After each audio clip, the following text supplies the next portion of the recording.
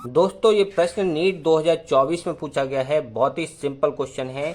देखने में आपको ज़रूर बहुत टफ लग रहा होगा, लेकिन बहुत ही सिंपल क्वेश्चन है। कैसे सॉल्व करेंगे देखिए। एक वस्तु की गति का वेग v, समय t का ग्राफ नीचे प्रदर्शित है। ये दिया गया है v और t के बीच में, वेग और समय के बीच में ग्राफ। इस गति के लिए सबसे उचित त्वरण समय ग्राफ है। ये वेग और समय के बीच में है, हमें निकालना है त्वरण और समय के बीच में ग्राफ। ये विकल्प दिए गए हैं, तो कैसे निकालेंगे देखिए। त्वरण त्वरण क्या होता है? वेग में परिवर्तन की दर dv बटे dt। ठीक है, ये आपको पता होना चाहिए। ठीक है, अब देखिए इस वाले प्रश्न में यहाँ से यहाँ तक इस ग्राफ में इसको हम मान लेते हैं 0, 1, इस पॉइंट को मान लेते हैं 2, 3, 4 और इधर ले लेते हैं 5। ठीक है, तो 0 से 1 तक तो वेग क्या है? शून्य है। ठीक है, तो त्वरण भी क्या होगा? शून्य ही होगा। 0 से 1 के लिए क्या आएगा? 0 आएगा, क्योंकि वेग क्या है? 0 है। ठीक है, तो देखिए यहाँ से यहाँ तक सभी में 0 ही दिया गया है, सब में 0 दिया गया है। अब हम किसके लिए निकाल लें? 1 से लेके 2 तक। 1 से लेके 2 तक में आप देखोगे तो वेग जो है एक सरल रेखा दी गई है, सरल रेखा।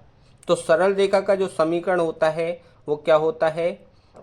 y = mx + c। ये सरल रेखा का समीकरण होता है।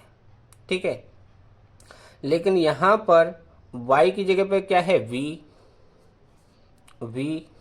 और m हमने एक स्लोप ले लिया इसका, और x की जगह पे क्या है? t समय, और एक कांस्टेंट हमने ले लिया c1 ले लीजिए। ठीक है, तो ये किसके लिए है? वेग है 1 से 2 के बीच में, 1 से 2 के बीच में। तो अब हम त्वरण निकाल लेते हैं। त्वरण निकालेंगे तो a12 बराबर क्या आएगा? dv12/dt। इसका हम करते हैं डिफरेंशिएशन, मतलब अवकलन। तो देखिए t के सापेक्ष करेंगे तो t का t के सापेक्ष 1 हो गया, m बचेगा, और कांस्टेंट का हो जाता है 0, तो क्या आ गया? m क्या है? एक कांस्टेंट। ठीक है, तो 1 से लेके 2 में, 1 से 2 में क्या होना चाहिए? कांस्टेंट आना चाहिए, और कांस्टेंट वैल्यू आनी चाहिए त्वरण की, और साथ ही साथ पॉजिटिव भी आना चाहिए। तो इसमें आप देखोगे 1 से 2 के बीच में यहाँ पे कांस्टेंट तो है लेकिन नेगेटिव है, इस वाली लाइन से नीचे है, तो ये गलत हो गया। यहाँ पर देखिए ये तो सरल रेखा में दिया गया है, तो ये भी गलत है। ये भी सरल रेखा में दिया गया है, ये भी गलत है। यहाँ पर देखिए 1 और 2 के बीच में यहाँ पर क्या है? कांस्टेंट है, यहाँ से यहाँ तक कांस्टेंट है और पॉजिटिव भी है, तो ये वाला सही है।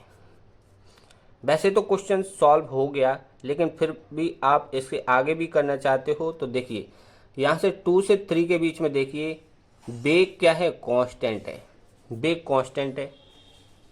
2 और 3 के बीच में क्या है? c2 मान लिया, कांस्टेंट है। ठीक है, कांस्टेंट है तो इसका कांस्टेंट का डिफरेंशिएशन तो 0 होता है, तो 823 क्या आ जाएगा?